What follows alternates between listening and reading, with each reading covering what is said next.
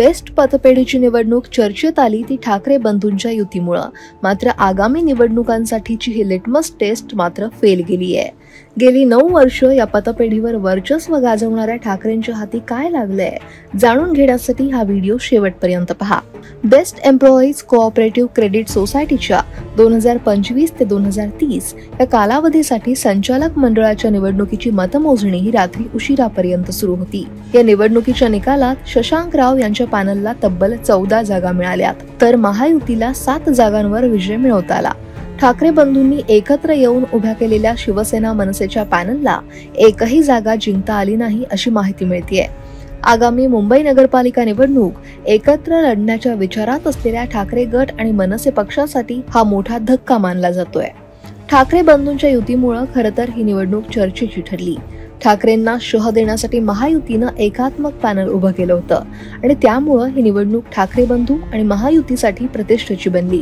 उद्धव सेना आणि मनसे यांचं उत्कर्ष पॅनल रिंगणात होतं, तर महायुतीकडून भाजपचे प्रवीण दरेकर आणि प्रसाद लाड यांची श्रमिक उत्कर्ष सभा, मंत्री नितेश राणे यांची समर्थ बेस्ट कामगार संघटना आणि शिंदे सेनेचे माजी आमदार किरण पावसकर यांची राष्ट्रीय कर्मचारी सेना एकत्र आल्या होत्या। त्यांनी सहकार समृद्धी पॅनलची निर्मिती केली होती। या निवडणुकीत प्रसाद लाड यांचं जसं पॅनल होतं तसंच माजी नगरसेवक सुनील गणचार्य यांचं भाजप कामगार संघाचंही पॅनल होतं आणि कामगार नेते शशांकराव यांचंही पॅनल होतं। या अटीतटीच्या आणि प्रतिष्ठेच्या निकालात ठाकरे बंधू आणि महायुतीला तगडी टक्कर देत शशांकराव यांच्या पॅनलनं बाजी मारत तब्बल 14 जागांवर विजय मिळवलाय। खरं तर गेल्या 4 वर्षांपासून बेस्ट पतपेढीची निवडणूक रखडली होती। बेस्ट पतपेढी निवडणुकीत 15,000 मतदारांनी मतदान केलं। 18 ऑगस्ट 2025 ला झालेल्या या निवडणुकीत सगळ्याच मतदारांनी उत्स्फूर्त प्रतिसाद दिला। मुंबईत पडत असलेल्या मुसळधार पावसातही या निवडणुकीसाठी 83% मतदान झाल्याचं सांगितलं जात आहे। बेस्ट पतपेढीच्या निवडणुकीत ठाकरे बंधूंच्या उत्कर्ष पॅनलचा मात्र दारुण पराभव झालाय, तर या निवडणुकीत फारसं चर्चेत नसलेलं शशांकराव पॅनल यांनी मात्र कमाल करून दाखवली आहे। बेस्ट पतपेढीच्या एकूण 21 जागांसाठी ही निवडणूक झाली।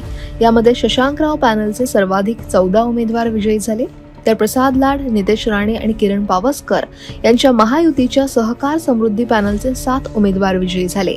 या पराभवामुळे ठाकरेंच्या शिवसेनेनं बेस्ट पतपेढीतील 9 वर्षांची सत्ता गमावली आहे। ठाकरे बंधूंना एकही जागा जिंकता न आल्यानं शिवसेना आणि मनसेची चिंता मात्र वाढली आहे। दरम्यान बेस्टच्या निवडणुकीत 21 पैकी उद्धव सेना 19 तर मनसे 2 जागांवर लढत होते। मुंबई महापालिका निवडणुकीच्या तोंडावर या निवडणुकीला खूप महत्त्व निर्माण झालेलं। ठाकरे गटानं आपली सगळी यंत्रणा, विभाग प्रमुख, नगरसेवक कामाला लावलेले। आमदार प्रसाद लाड हे या निवडणुकीसाठी पूर्ण ताकदीनं मैदानात उतरले होते। निवडणूक प्रचार जसा रंगात आला तशी निवडणूक ठाकरे बंधू विरुद्ध प्रसाद लाड अशीच झाली, पण शशांकराव यांच्या पॅनलनं सगळा डाव उलटवत तब्बल 14 जागांवर विजय मिळवला।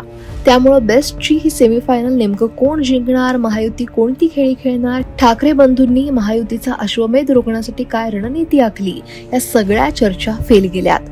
एकत्रित निवडणूक लढवण्याचा निर्णय हा दोन्ही ठाकरे बंधूंनी घेतला असला तरी एक प्रकारे हे निवडणूक म्हणजे ठाकरे बंधूंची लिटमस टेस्ट होती आणि त्यामुळं हीच लिटमस टेस्ट फेल गेल्यावर पुढच्या निवडणुकांमध्ये ठाकरे बंधू एकत्र लढणार का, मुंबईकर तरी ठाकरेंची साथ देणार का, हे पाहणं आता महत्त्वाचं आहे। या निवडणुकीच्या निकालावर आणि एकूणच ठाकरे बंधूंच्या युतीवर तुम्हाला काय वाटतंय, कमेंट नक्की करा आणि लोकमत सबस्क्राईब करायला विसरू नका।